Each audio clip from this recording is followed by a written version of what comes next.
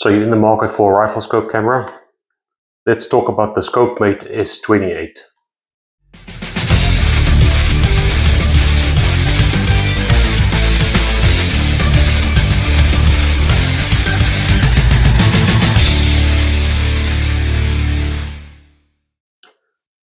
So if we take a look at what's in the box, obviously you get a nice sturdy box.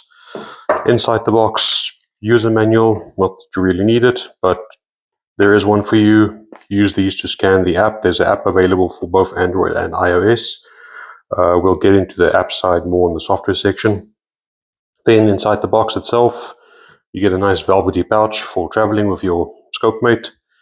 You get some spares and you get an Allen key. This is used for the actual installation and tightening down. Kind of nice that they've given you this, but it's good to know that these are not some proprietary connection. You can actually just use a normal Allen key. You get the device itself, but what I think is one of the things that sets this camera apart is really the fact that you get these adapter rings and you can make this fit to pretty much any ocular size that's readily available right now. So you have this ocular set, and we'll look at more of this at the installation, that goes onto your scope, and these rings, depending on what size you're actually running, sits on the outside to then adapt to this device over here. Now, if we look at the construction itself, it's aluminium or aluminum, whichever way you prefer to pronounce it. You've got your SD card slot over here, USB-C, and then mini HDMI if you wanted to get the information out or view your footage from there. You have a camera versus video camera button, Wi-Fi enable, and then on and off, and also shutter depress if you want to take a photo. Now, one of the other things that's a very good feature about this camera is actually the fact that you have a removable battery, and these uses the normal 1860-50s, and you can charge these up, put them in your pocket, and have a bunch of them ready for the range. So if you're shooting a 2 or 3 day match, it's nice to charge these up and have a bunch of spare. The one thing I will say is I'm not sure about the waterproof rating of this connector, but that's why that O-rings is there, I'm assuming. The only thing that I found a bit problematic is sometimes finding the threads, because they are quite fine thread. But other than that, it seems to be a pretty robust system. And so far, the battery life of this device has been more than adequate. If we look inside of it, you can obviously see the glass lenses that's in there, as well as the reflector that goes up into the camera. And then the mounting system over here is an integral machined piece that, as you tighten this down, it obviously bends the radial smaller to compress into the device itself. We have the screen itself. If we switch it on, let's turn it on. You have a green LED just to show you that the power is on, and then you see your main display.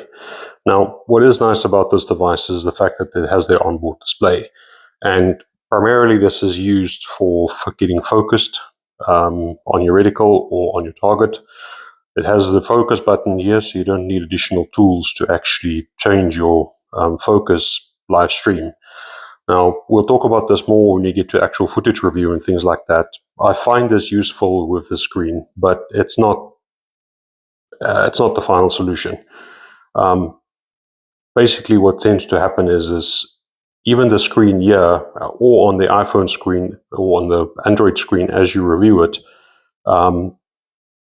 you still seem to have that same issue in terms of having a parallax shift or in-focus adjustment between what your eye sees and what the scope camera sees.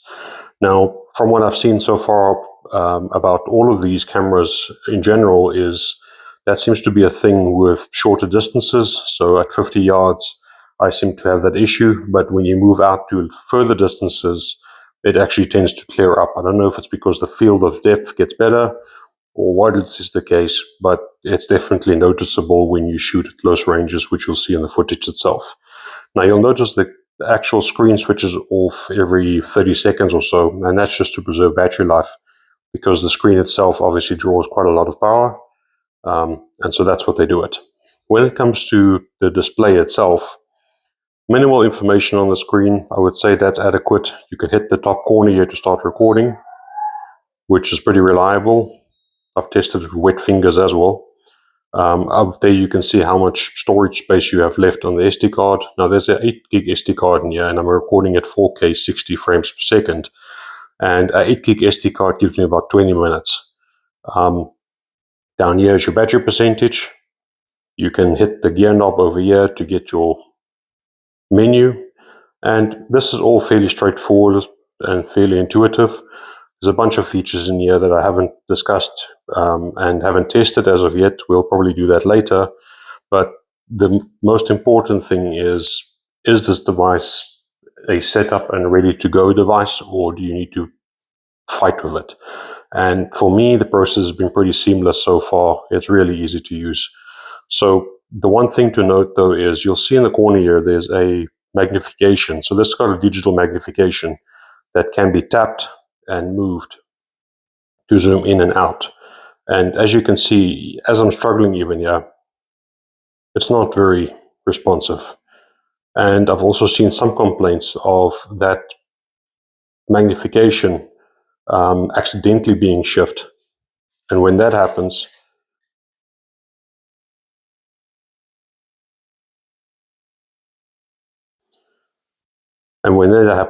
basically somebody doesn't notice it. They don't understand why their screen has actually gone square. It's because they zoomed in without noticing that little zoom button.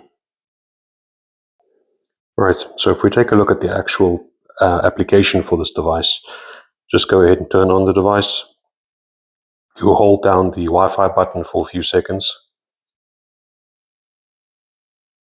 And basically what will happen is it'll come up with your information. So that's what the Wi-Fi name is and the password.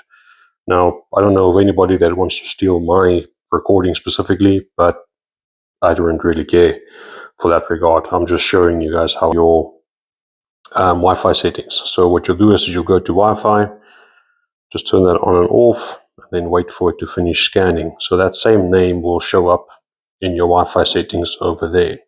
And there it is. Just tap it. It'll obtain an IP address and it'll say checking internet quality, but you don't have to worry about that. Then if you scanned that code, you would have downloaded the app. The app is called ScopeMate, like that, and it has the option to add multiple cameras. Obviously, because ScopeMate's got different versions of their hardware right now, so you'll see mine will just show up at the top. So when I click on it, it'll immediately open up the live screen for the camera. Now, since we don't have a scope mounted on it, you'll just see what it is like you see it there.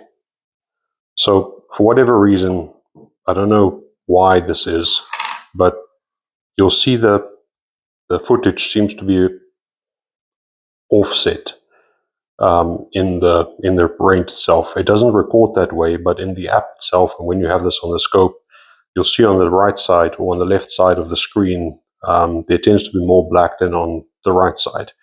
But it doesn't record that way, so I haven't paid too much attention to it other than that. So the app is pretty intuitive, not hard to understand at all. You can start the recordings from here as well. Where I found this useful is really putting this on the rifle, looking at the target, and then actually adjusting my focus over here and looking at the phone, because I find that even on the small screen, it's hard to find a perfect focus for this device. So that's the app. You can see your settings up here, your recording times. You can also change a bunch of settings in here. There's too much to cover in this video, but everything is in here that you could ever need. The one thing I did find with this is the connection to the device can sometimes be a bit laggy. It takes a while to connect, especially the first time, and then thereafter I have to refresh the phone a couple of times. It could just be a version of the app, or it could be an Android only thing, but it's worth noting.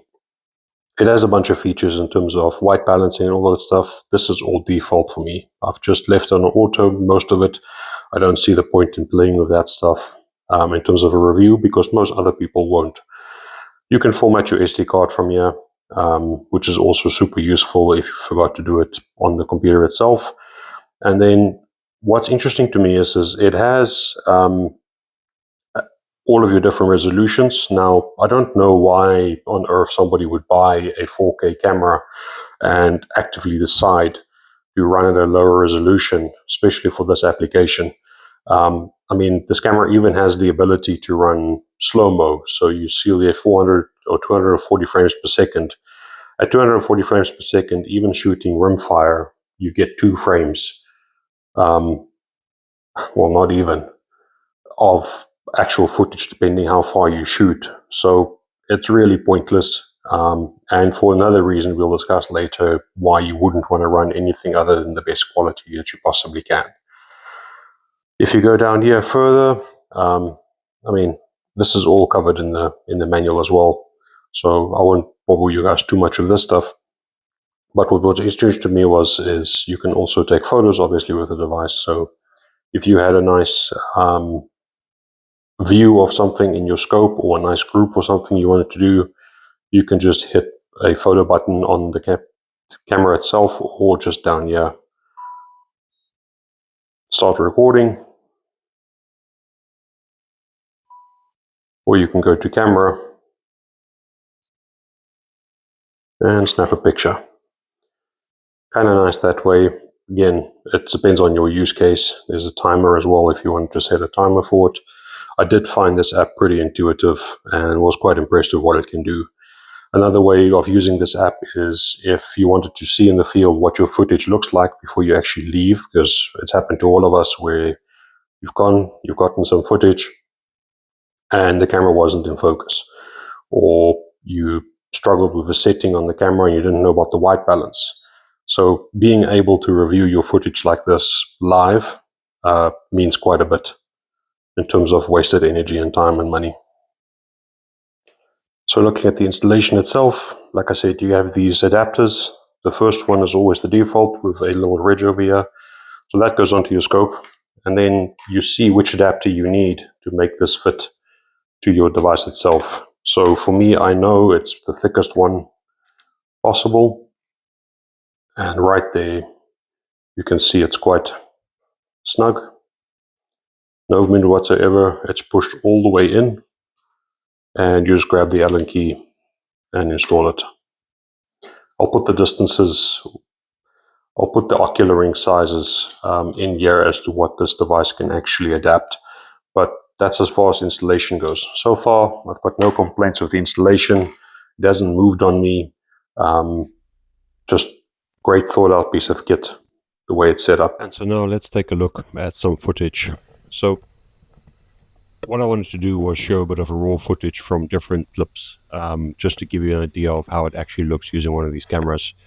But before we get too far into it, remember to change your settings on YouTube so you're at least looking at this footage in 4K or 8K setting if it's available to you, so you get the full resolution of the camera. So as you can see, the camera has got very good resolution in terms of color as well, until you get to the 50-yard range and you zoom in. Is that whitewash soft effect for some reason, and I just can't get rid of it, but it seems to be an industry thing for these cameras. Would love to hear your comments and feedback on this, but for me, I just couldn't get rid of it. Here was a clip from early morning with a bit of a reflection in the scope. I thought it was important to show the sort of low light condition or bad light condition as to what you might expect from this camera and how it would act. Here you can see a bit of transitioning footage in terms of zooming in, playing with the focus, playing with the parallax, just to give you an idea of what this might look like. And you can see for objects further than 50 yards away, like you can get it in pretty sharp focus.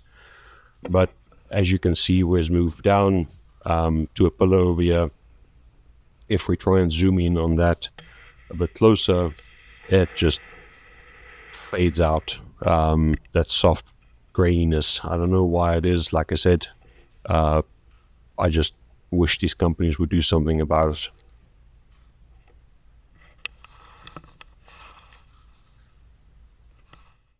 And so final thoughts on the camera. Well, first off, this is only the start. I've been using this camera now for about a month or so, and this was a unboxing slash first review of it. I'll definitely do a recap when I learn more about it. You'll see it being used in more videos. That was obviously the intent of getting it. What is my thoughts? Yes, I'll recommend this. For the price and for the competition that's needed in this market, it is a very good piece of kit.